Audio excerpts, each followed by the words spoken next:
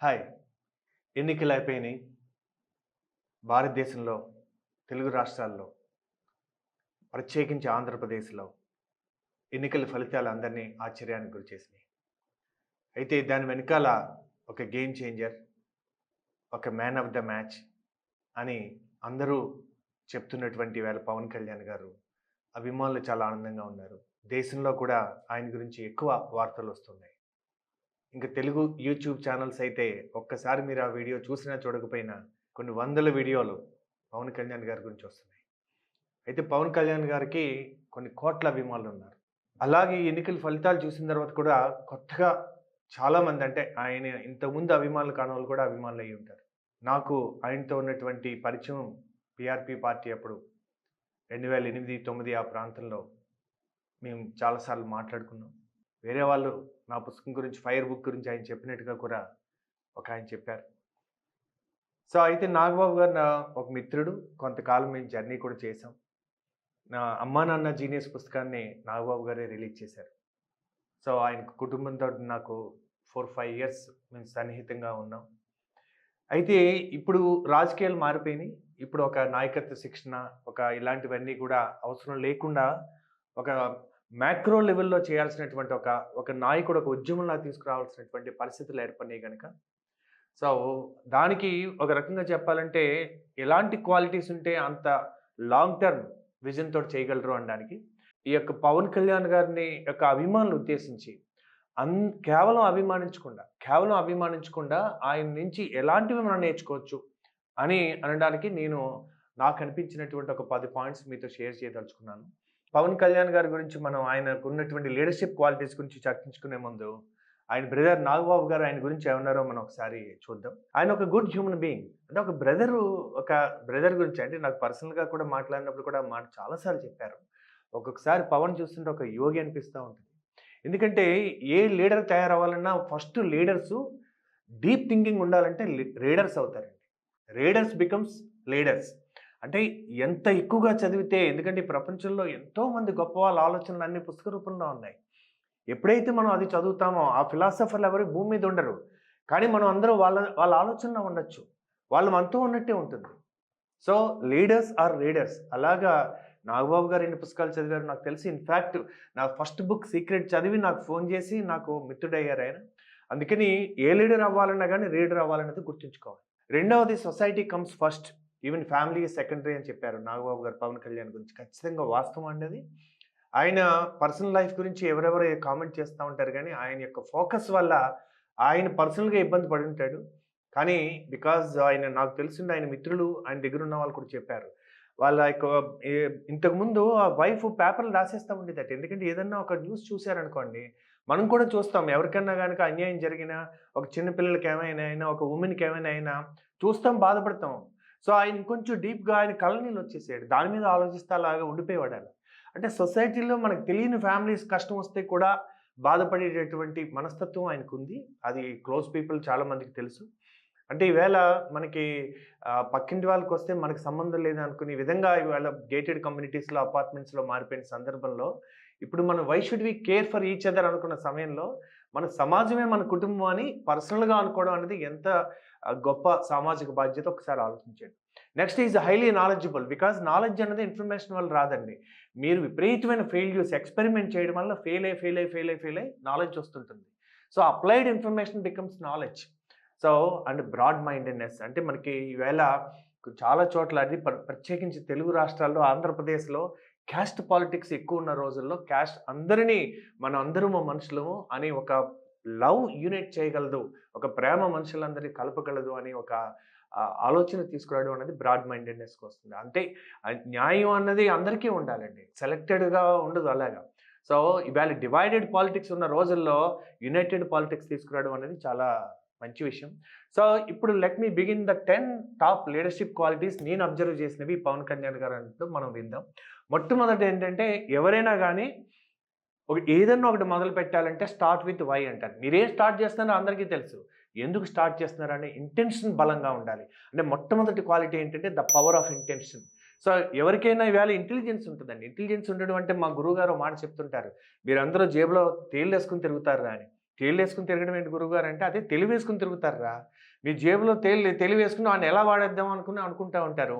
మీరు జేబులో చెయ్యి పెట్టగానే అది మీకే కుడతది ఫస్టు. సో, అందుకని మనం ఇతరుల్ని వాడేద్దాం అనుకుంటే మనం వాడబడతాం. అందుకని తెలివితేటలు అవసరమే. కానీ ఫస్ట్ అవసరం మంచి ఇంటెన్షన్. ఎందుకు చేస్తున్నారు? ఏ వ్యాపారం చేస్తున్నా, ఏం చేస్తున్నా ద పవర్ ఆఫ్ ఇంటెన్షన్. సెకండ్‌ది ఇంటిగ్రిటీ.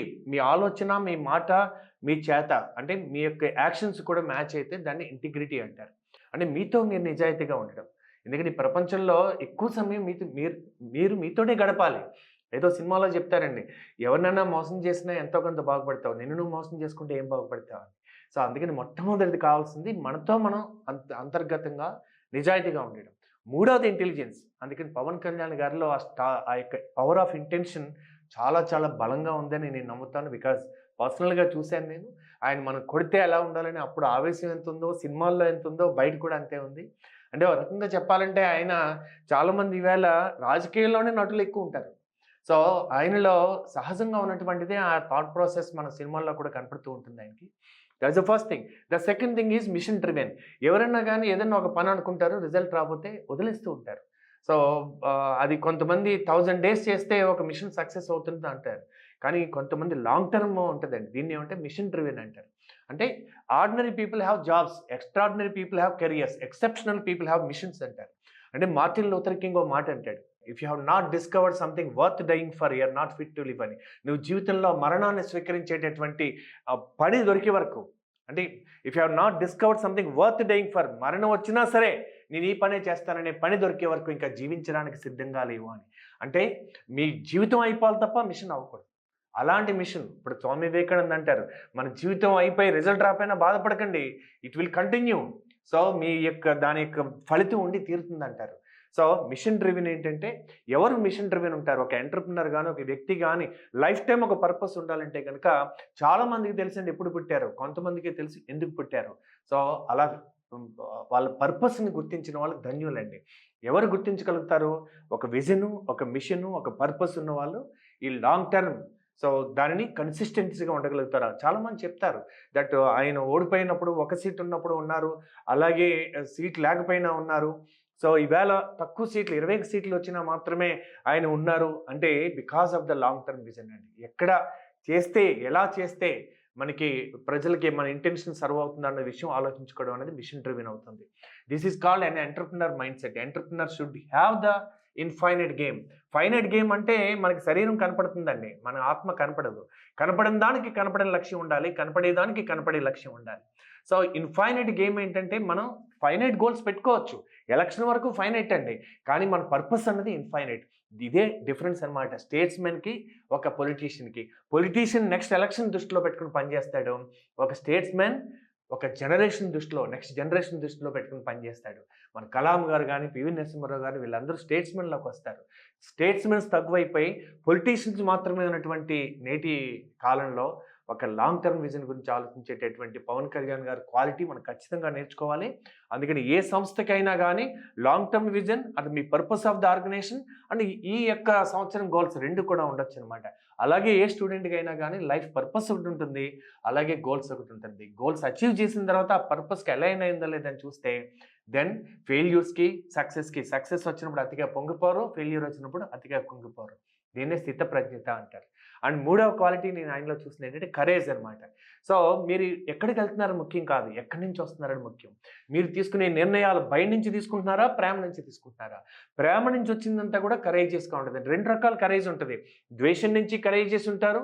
ఒక టెర్రరిస్ట్ కూడా చాలా కరేజియస్‌గా ఆత్మహత్య కూడా చేసుకుంటాడండి బాంబులు పెట్టుకొని. అంటే అది కరేజ్ కావాలి కదా! కానీ ద్వేషంతో వచ్చే కరేజ్ వేరు. ప్రేమతో వచ్చే కరేజ్ వేరు. సో, లవ్‌తో వచ్చేటటువంటి కరేజ్ అయితే అమ్మకుండే కరేజ్ అనమాట.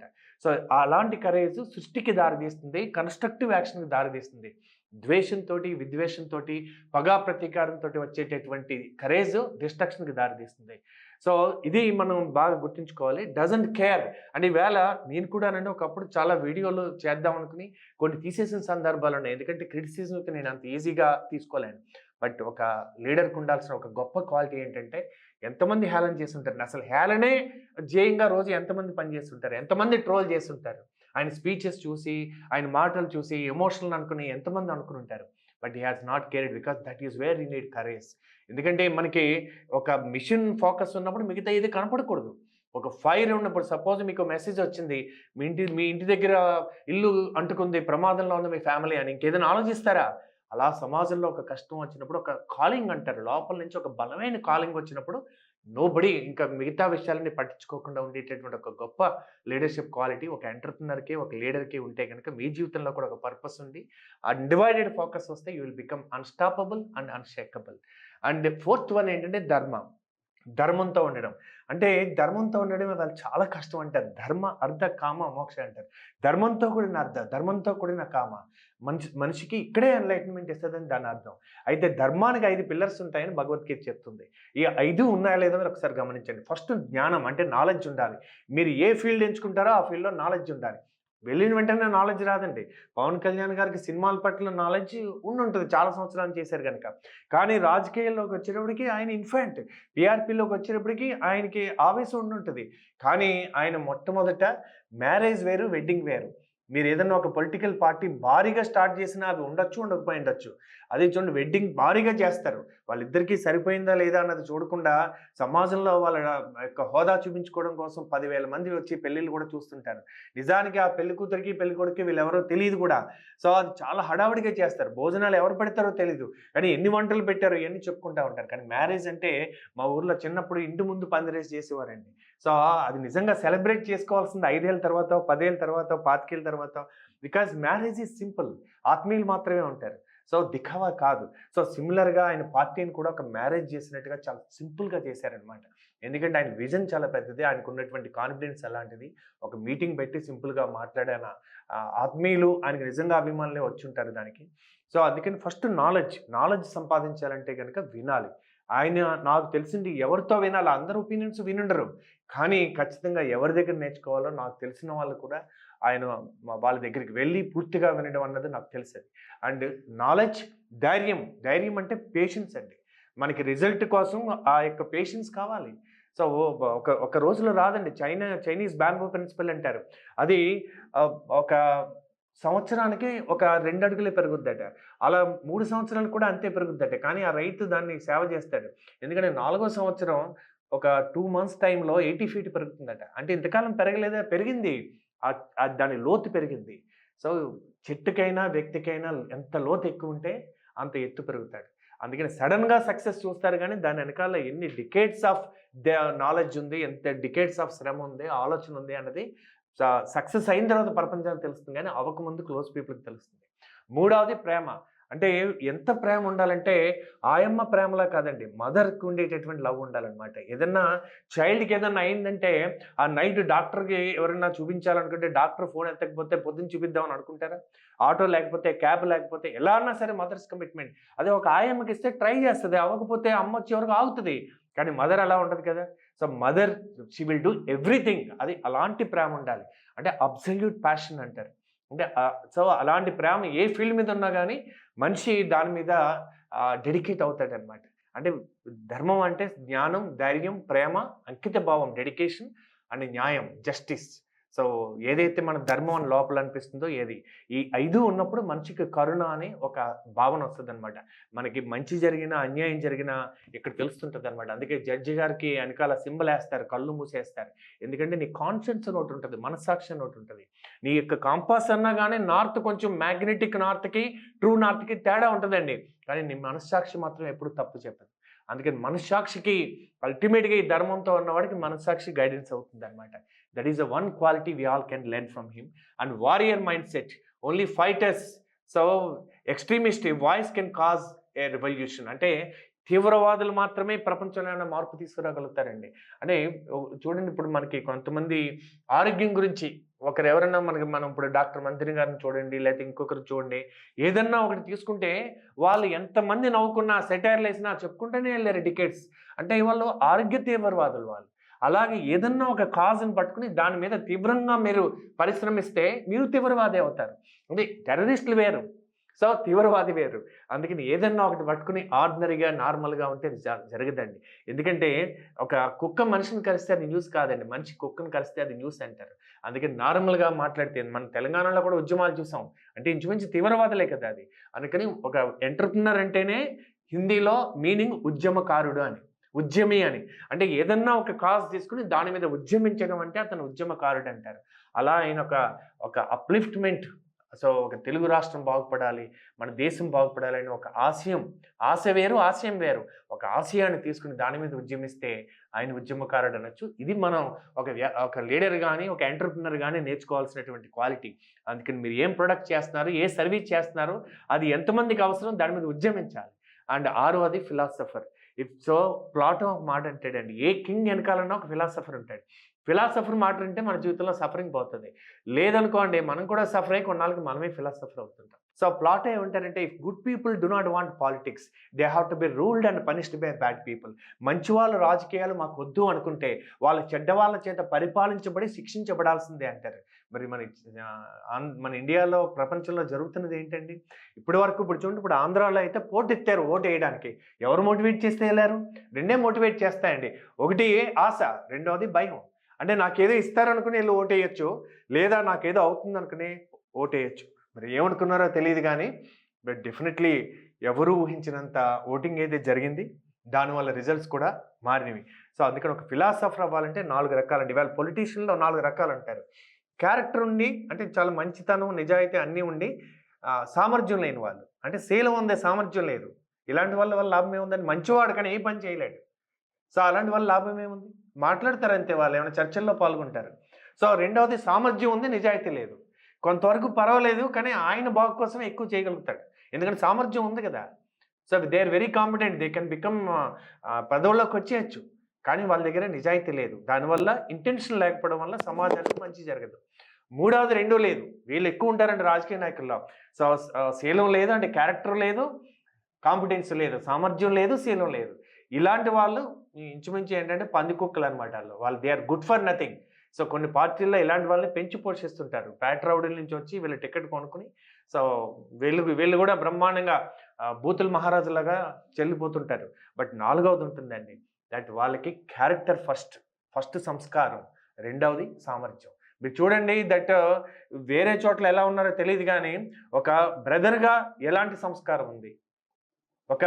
ఆయనకి నియోజకవర్గంలోనే వర్మ గారిని హెల్ప్ చేస్తే, ఆయన ఎంత ప్రేమ చూపించారు. రాజకీయాల్లో ఒక రకంగా ఏంటంటే 2 పార్టీలు కలిసి పనిచేయడం, లేదా సామరస్య భావం ఏర్పడడం అంత ఈజీ కాదు. అంటే ఎలాంటి సంస్కారం ఉంటే ఆయన మనస్ఫూర్తిగా ఈయన కోసం వర్క్ చేశారు. అంటే ఆయనకు కూడా మంచి ఇంటెన్షనే ఉండాలి. ఆయన వర్గ ప్రజలకి ఇలాంటి నాయకుడొస్తే నా నియోజకవర్గానికి మంచి జరుగుతుంది.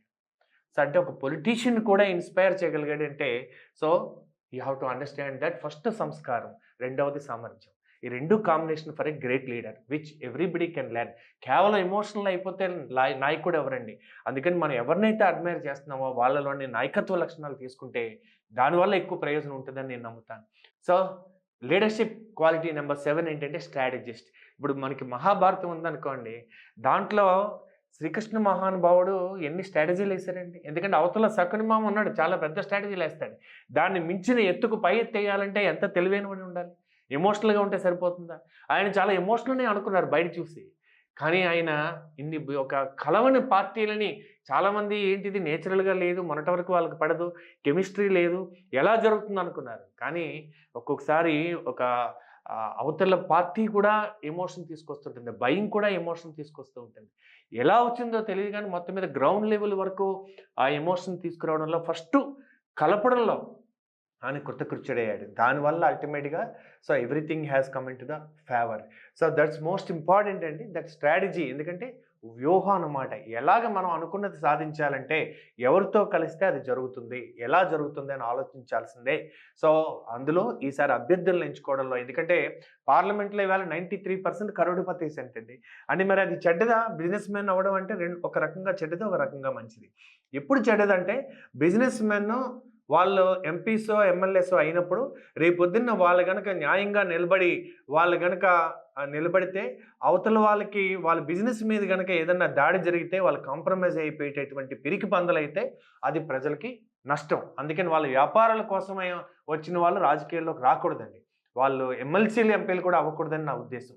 సో, అదే గనక వాళ్ళు లీగల్‌గా బిజినెస్ జేసి, వాళ్ళు ఎవరు దాడి చేసినా ఫియర్‌లెస్‌గా, అన్‌షేకబుల్‌గా ఉన్నారనుకోండి, అలాంటప్పుడు వాళ్ళొస్తే ఎక్కువ సర్వీస్ చేయగలుగుతారు. ఎందుకంటే, నేను కూడా ఓటేసాను హైదరాబాద్‌లో. ఎందుకేసానంటే, ఆయన ఆల్రెడీ రిచ్ పర్సన్.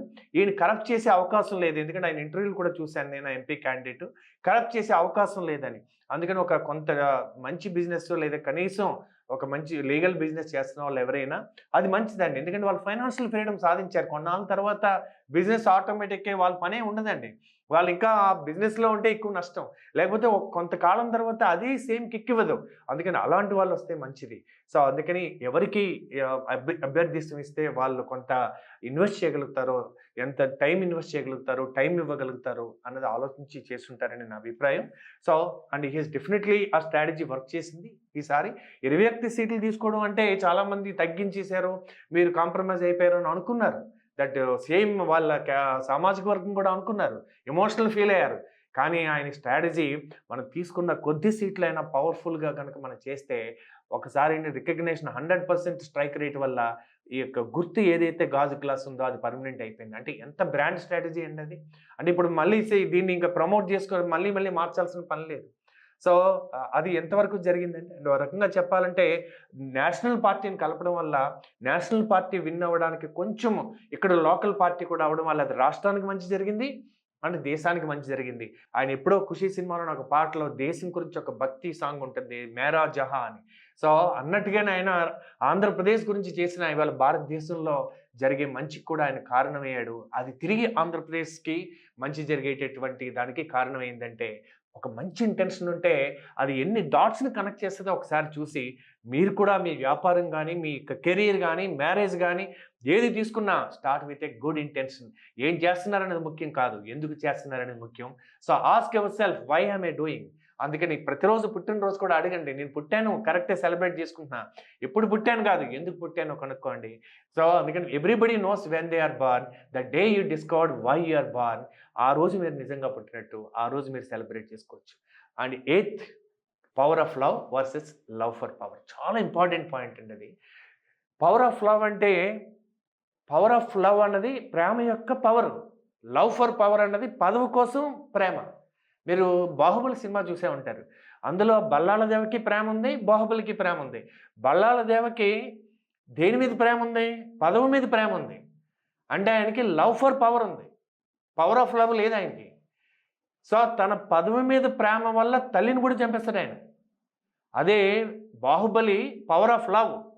ఆయనకి ప్రజలంటే ప్రేమ. ఆయన రాజుగా లేకపోయినా గానీ ప్రజల కోసం ఆ వాటరు అలాంటివన్నీ ఆలోచిస్తా ఉంటాడు. అందుకే ఆ విలన్ అంటుంటాడు. సో, వీడెక్కడున్నా రాజేరా అని. అంటే ఒక నిజమైనటువంటి పవర్ ఆఫ్ లవ్ ఉన్నవాడికి పదవితో సంబంధం లేదు. వాళ్ళనే లీడర్ వితౌట్ టైటిల్ అంటారు. సో, ఇది చాలా గుర్తుంచుకోవాలండి మనం. అందుకని మనకి సహజంగా మనకి ప్రేమ ఉండి ఔట్ ఆఫ్ లవ్ నుంచి మీరు ఏదైనా చేయాలి తప్ప అదొస్తే దాని మీద నాకు ప్రేమ, అదొచ్చిన తర్వాత నేను ఆనందంగా ఉంటానని అనుకుంటే అతను definitely he is not deserved for that position అని నా ఉద్దేశం. అందుకని మీరు ఏదన్నా ఒక బిజినెస్ మొదలుపెట్టినా, ఒక లీడర్‌షిప్ మొదలుపెట్టినా, ఒక కెరియర్ గానీ, ఒక మ్యారేజ్ గానీ పవర్ ఆఫ్ లవ్ వల్ల మీరు ప్రజలకి కనెక్ట్ అవ్వగలుగుతారు. మనుషులకి కనెక్ట్ అవ్వగలుగుతారు. కాంటాక్ట్స్ కాదండి, కనెక్ట్స్ ఏర్పడతాయి లైఫ్‌లో. అండ్ 9వ పాయింట్ ఏంటంటే leadership quality. Hate the sin not the sinner. పాపిని కాదు, పాపాన్ని ద్వేషించు, పాపిని కాదు. Hate the sin not the sinner. ఎందుకంటే అతను చేసిన పనిని విమర్శించండి, అతనిని కాదు. ఎవరికైనా ఒక జడ్జి గారు అతను చేసిన పనికి మరణశిక్ష విధించాలంటే అతన్ని ద్వేషించక్కర్లా. అతను చేసిన పనికి అది. ఎందుకంటే అతను పుట్టినప్పుడు అందరూ ఈక్వల్‌గానే పుడతారు. ఆ యొక్క ఆపరేటింగ్ సిస్టమ్ గానీ, ప్రోగ్రామింగ్ గానీ, ఆ మతం గానీ, క్యాస్ట్ గానీ రకరకాల ఫీడ్ అవ్వడం వల్ల అతని యొక్క అవుట్‌కమ్ ఉంటుంది అది. అందుకని hate the sin not the sinner. ప్రతి సెయింట్‌కి ఒక పాస్ట్ ఉంటుంది. ప్రతి సిన్నర్‌కి ఒక ఫ్యూచర్ ఉంటుంది. అందుకని ఆయన ప్రకటించాడు. సో, మాకు వ్యక్తిగతంగా మాకు ఏ నేతలు కూడా మాకు శత్రువులు కాదు. వాళ్ళు చేసిన పనినే మేము వ్యతిరేకించాం తప్ప వ్యక్తిగతంగా వాళ్ళని కాదు. సో, ఇది ప్రతి నాయకుడు, ప్రతి వ్యక్తి కూడా తెలుసుకోవాల్సిన విషయం అండి. అండ్ 10 అండ్ మోస్ట్ ఇంపార్టెంట్ ఏంటంటే king mind set. So, a leader without title. So, పదవులను బట్టి గౌరవం కాదండి. నేను రాసిన లెవెల్ 6 లీడర్‌షిప్ ఏంటంటే మొదటి లీడర్‌షిప్ లెవెల్ ఏంటంటే పదవిని బట్టి గౌరవం. పదవి పోయిన తర్వాత పెద్ద పట్టించుకోరు. సో ఇంతకాలం గౌరవం దేనికి? కరప్టెడ్ అండి అతను. అయినా శాల్యూట్ కొడతారు. అంటే గౌరవం దేనికి? పదవికి. ఇవాళ చూడండి మినిస్టర్ గారేమో ఐఏఎస్‌ని ఏమయ్యా అంటారు. ఐఏఎస్ ఏమో సా సార్ అంటాడు. అంటే దేనికి ఆ గౌరవం? మినిస్టర్ పెద్ద పోస్ట్ అది. గౌరవం దానికి. కానీ నిజంగా గనక ఆయనకి ఆ యొక్క సంస్కారం, ఆ యొక్క సామర్థ్యం 2 ఉన్నాయనుకోండి, ఇంటెన్షన్ ఉందనుకోండి, గొప్ప లీడర్ అనుకోండి, అప్పుడెలా ఉంటుంది? అప్పుడు బయట కనపడినా గానీ ఆయన కూడా అదే విధంగా గౌరవిస్తారనమాట. లెవెల్ 2 లీడర్‌షిప్ ఏంటంటే ప్రవర్తన బట్టి గౌరవం. ఇవాళ పర్సనాలిటీ డెవలప్‌మెంట్ అయిపోయిందండి. క్యారెక్టర్ డెవలప్‌మెంట్ మాత్రం టైం లేదండి ఎవరికీ. చెట్టుకు రూట్స్ అన్నది క్యారెక్టరు, చెట్టు అన్నది వ్యక్తిత్వం, చెట్టు మీద ఫ్రూట్స్ అన్నది రిజల్టు, చెట్టు మీద పక్షులు అన్నవి మన యొక్క టీమ్ మెంబర్సు, చెట్టు కింద సేద తీర్చుకునే వాళ్ళందరూ ప్రజలు లేదా మన కస్టమర్స్ అనుకోవచ్చు. సో, అంటే రూట్స్ బావుంటే ఫ్రూట్ బావుంటుంది. అంటే రూట్స్ అన్నది వాల్యూస్. సో, ఒక కింగ్ మైండ్ సెట్ ఉండాలండి. ఒక సాధికారికంగా బతకాలంటే మనం కోర్ వాల్యూస్ అంటారు. అంటే కాంప్రమైజ్ అవ్వకుండా నాన్ నెగోషియబుల్ వాల్యూస్. మరణాన్నన్నా స్వీకరిస్తాం గానీ ఆ వాల్యూస్‌ని కాంప్రమైజ్ కాం. అలాంటి వ్యక్తి కింగ్ మైండ్ సెట్ తోటి అంతర్గత రాజ్యానికి రాజుగా బతకగలుగుతాడనమాట. Because the inside he conquered his thought process. So, అందుకే ప్రతిరోజు టీ తాగాలంటాం. జనసేనది కూడా టీ గుర్తు కాబట్టి టీ తాగాలంటాం. టీ అంటే ఏంటో తెలుసా అండి? Thoughts, emotion and action. మంచి థాట్స్ ఉంటే మంచి ఎమోషన్స్ వస్తాయి. మంచి ఎమోషన్స్ ఉంటే మంచి యాక్షన్స్ వస్తాయి. అందుకని ఈ మంచి థాట్స్ మీరు ఎవరన్నా లీడర్స్‌ని అడ్మైర్ చేసినప్పుడు వాళ్ళ వాల్యూస్‌ని, వాళ్ళ యొక్క క్వాలిటీస్‌ని మీరు అబ్జర్వ్ చేస్తే అది ఎలా అడాప్ట్ చేసుకోవాలని చూస్తే శత్రువు నుంచి కూడా నేర్చుకోవచ్చండి. అందుకని మీరు అభిమానిగా ఈ క్వాలిటీస్ నేర్చుకొని మీరు అడాప్ట్ చేయగలిగితే that will be the real gift to your leader. ఎందుకంటే ఒక లీడర్స్‌ని తయారు చేసి లీడర్స్‌గా ఉంటే ఆయన జీవితం ప్రశాంతంగా ఉంటుంది. ఒక లీడర్ ఫాలోయర్స్‌ని తయారు చేసి కొన్నాళ్ళకి తెలియకుండా ఫాలోయర్స్‌కి ఫాలోయర్ అయిపోతుంటారు. ఎందుకంటే వాళ్ళు ఏం కోరుకుంటారో అది చేయాల్సినటువంటి ఆలోచనలకొస్తే తెలియకుండా ఒక ట్రాప్‌లో పడుతుంటారు. నాకు చాలామంది అభిమానులు ఉంటారు. సో, మోటివేషనల్ స్పీకర్‌గా యాస్ లీడర్‌షిప్ కోచ్‌గా కానీ ఎక్కువ మోటివేషన్ స్పీకర్‌గా ఉంటారు. అందుకని నేను ఎలాంటి ట్రాప్‌లో పడుతుంటాను, వాళ్ళకి నచ్చింది చేసే విధంగా నేను ట్రాప్‌లో పడుతుంటాను. బట్ వాళ్ళని కూడా నేను నెక్స్ట్ లెవెల్‌కి తీసుకురావాలి అనుకుంటే, నేను వాళ్ళ లైక్స్ గురించి కాకుండా నేను ఏం చేయగలనో, వాళ్ళకి ఏది మంచి జరుగుతుందో అది ఆలోచించగలగాలి. Level 3 leadership is performance. మనం ఎన్ని మాట్లాడినా ఈ ప్రపంచంలో మనం యాక్షన్ తీసుకొని రిజల్ట్ వస్తేనే ప్రపంచం మనల్ని గౌరవిస్తుంది. ఈవేళ పవన్ కళ్యాణ్ గారిని అందరూ ఎందుకంత గౌరవిస్తున్నారు? ఎందుకంత రాస్తున్నారు? Because of the result. అందుకని అల్టిమేట్‌గా మనం యాక్షన్‌లోకి ఉండాలి. అండ్ రిజల్ట్ వదిలేయాలి. ఒక్కొక్కసారి ఏమవుతుందంటే అండి మిరకిల్స్ విల్ హ్యాపెన్. మనం అనుకోని రిజల్ట్స్ కూడా వస్తాయి. కానీ నమ్మాలి. మంచికి కూడా మార్గం ఉంది అని నమ్మాలి. బలంగా విశ్వసించాలి. ప్రపంచం అంతా విశ్వసించకపోయినా సరే యెస్ మిరకిల్స్ విల్ హ్యాపెన్ అని మనం నమ్మాలి. అండ్ లెవెల్ 4 లీడర్‌షిప్ ఏంటంటే మీరు లీడర్‌గా ఉండడం కాదు. మీరు ఎంతమంది లీడర్స్‌ని తయారు చేస్తారు అన్నది లెవెల్ 4 లీడర్‌షిప్. బికాస్ మనం ఎప్పటికీ వాళ్ళ ఫాలోయర్ లాగా ఉంటే ఎలాగా? సో, లెవెల్ 5 లీడర్‌షిప్ ఏంటో తెలుసా అండి? లెవెల్ 5 ఎంత ఎదిగినా గానీ ఒదిగి ఉండాలి. ఎక్కడ నెగ్గాలో కాదు, ఎక్కడ తగ్గాలి. సో, అంటే లెవెల్ 5 లీడర్‌షిప్ ఏంటంటే మనం ఒక రంగంలో మాస్టర్ అవ్వాలి. కానీ వ్యక్తిగతంగా మాత్రం simple, approachable, accessible. Pawan Kalyan గారిలో ఈ యొక్క క్వాలిటీస్ మీరు ఆయన కలిసి ఉండుంటే గనక మీకు ఖచ్చితంగా తెలుస్తుంది. ఆయన సాలిట్యూడ్‌తో తనతో తాను ఉండడాన్ని ఎక్కువ ఇష్టపడతా ఉంటారు. Being lonely is different. Being alone is different. తనతో తాను ఉండగలిగినప్పుడు మనిషికి ఆ యొక్క ఇంట్యూషన్ గానీ, ఇలాంటి భావనలు గానీ ఖచ్చితంగా ఒక లీడర్‌షిప్‌కి తనతో తాను స్పెండ్ చేయాల్సిన సమయం ఎక్కువ గడపాలి యాక్చువల్‌గా. That is the one quality we have to learn. కొంతమంది చూడండి వాళ్ళకి బోర్ కొడతది ఎవరు లేకపోతే. ఫోన్ లేకపోయినా, టీవీ లేకపోయినా అంటే తనతో తను గడిపితేనే తనకంత బోర్ అయితే ఈ ప్రపంచంలో ఎవరికైనా ఎంత బోర్ కంపెనీ మీరు. అందుకని తనతో తాను ఇష్టపడే వాళ్ళని ఈ ప్రపంచంలో ఎవరైనా ఇష్టపడతారు. అలా పవన్ కళ్యాణ్ గారు ఎక్కువ తనతో తాను ఉండడాన్ని ఇష్టపడతారు. సో, అందుకని ఈ క్వాలిటీస్‌ని కూడా మనం నేర్చుకోవచ్చు. లెవెల్ 6 లీడర్‌షిప్ ఏంటంటే డ్రివెన్ బై ఎ పర్పస్. అందుకని మీకు సామర్థ్యం ఉన్నా, ఏమి లేకపోయినా అన్నీ ఆటోమేటిక్‌గా వస్తాయండి.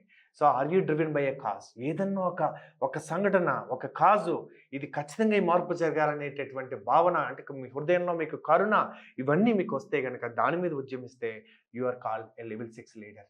అంటే చూడండి ఎక్కడో ఒకాయన 'ప్యాడ్ మ్యాన్' అనే సినిమా వచ్చింది ఆయన మీద.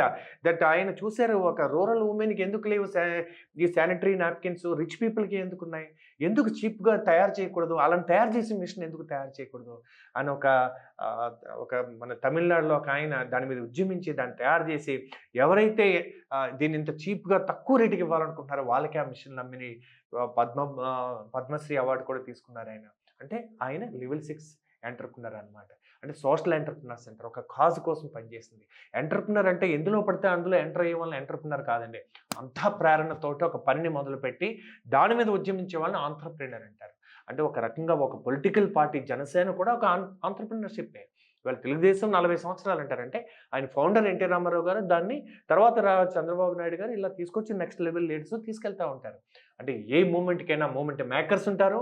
అంటే మొదలు పెడతారు. వాళ్ళు మూవ్‌మెంట్‌ని సృష్టించగలుగుతారు.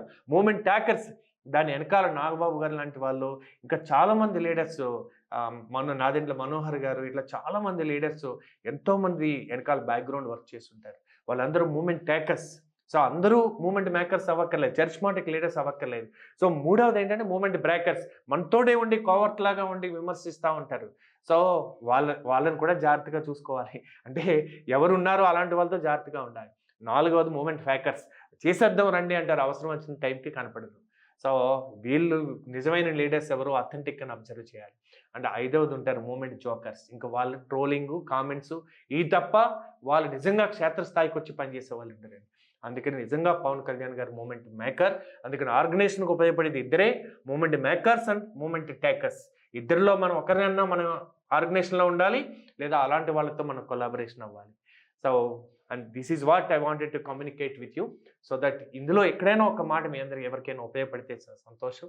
And I really wish Pawan Kalyan garu, మన చంద్రబాబు నాయుడు గారు, మన నరేంద్ర మోడీ గారు అందరూ కలిసి భారతదేశాన్ని ప్రత్యేకించి తెలుగు రాష్ట్రాల్ని ఆంధ్రప్రదేశ్, తెలంగాణ 2 కూడా అభివృద్ధి పదంలో సాగి తెలుగువారు మరొక్కసారి మన యొక్క గర్వకారణంగా జీవించాలని కోరుకుందాం. అలాగే భారతదేశం నరేంద్ర మోడీ గారి యొక్క నాయకత్వంలో భారతదేశం ఈవేళ 5th లార్జెస్ట్ ఎకానమీగా ఉంది. 3rd లార్జెస్ట్ ఎకానమీగా వెళ్తున్నాం. నెక్స్ట్ 10, 15, 25 ఇయర్స్ ఇస్ కీలకం. 100 ఇయర్స్ అయ్యే లోపల మనం సూపర్ పవర్‌గా అంటే వేరే దేశాలు సూపర్ పవర్‌గా అయితే అది వేరే దేశాలకి ప్రమాదం అది. కానీ ఇండియా సూపర్ పవర్‌గా అయితే ప్రపంచానికి మంచిది. ఎందుకంటే మన స్ట్రెంగ్త్ అన్నారు. మన దగ్గర అణుబాంబులు ఉండడం దాడి చేయడానికి కాదు. పక్కవాడి దగ్గరే ఉంటే మన దగ్గర ఉండి we both respect each other. అందుకని we are the power of love నుంచి వచ్చినటువంటి దేశం. లైట్ హౌస్‌గా ఉండే దేశం గనక మనలాంటి వాళ్ళు ఎక్కువ సక్సెస్ అయితే ప్రపంచానికి ఎక్కువ ప్రశాంతత, పీస్ ఉంటుంది కనుక మంచి వాళ్ళు ఎక్కువ సక్సెస్ అవ్వాలి. అలా ఇవాళ పవన్ కళ్యాణ్ గారి యొక్క విజయం అందరికీ కూడా ఇన్స్పిరేషన్ అండ్ ఒక ఆదర్శం. ఈ యొక్క క్వాలిటీస్ నుంచి నేను పర్సనల్‌గా నేను ఇన్స్పైర్ అయ్యాను కాబట్టి నేను చెప్తున్నాను. మీరు కూడా ఏదన్నా ఇందులో ఒక పాయింట్ అన్నా తీసుకొని దాన్ని అప్లై చేస్తే మీరు కూడా ఒక మంచి నాయకుడిగా ఎదగాలని, పార్టీకి, రాష్ట్రానికి, దేశానికి ఉపయోగపడే పౌరులుగా ఉండాలని కోరుకుంటూ నమస్తే. సుమన్ టీవీలో మీ పర్సనల్ అండ్ బిజినెస్ ప్రమోషన్స్ కోసం కింది నెంబర్కి కాంటాక్ట్ చేయండి.